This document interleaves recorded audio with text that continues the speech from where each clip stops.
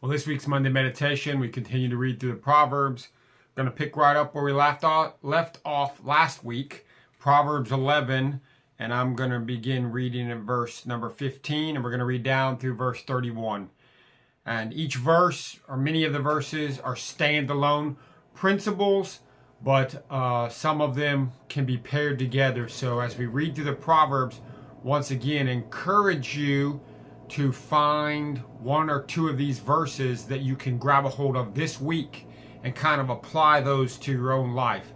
Maybe write them down on an index card if people do that. That's what I do. Or however you want to go about meditating upon these verses. So we want the Monday meditation to be more than just meditating on Monday, but really throughout the whole week. My prayer, my hope is that what we read will kind of be a springboard for you, kind of set you up for the week so that your thoughts are turned towards the Lord and in His Word. So, with that being said, Proverbs chapter 11, beginning verse 15. Whoever puts up security for a stranger will surely suffer harm, but he who hates striking hands in pledge is secure. A gracious woman gets honor, and violent men get riches.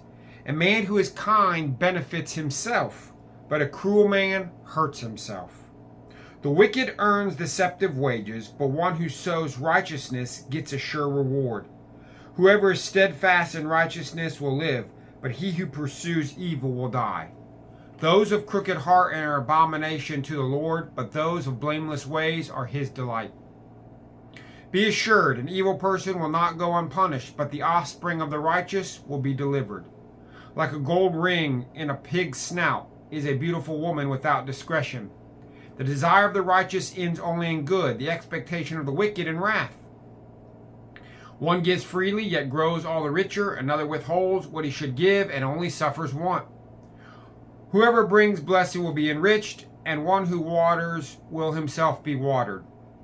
The people curse him who holds back grain, but a blessing is on the head of him who sells it.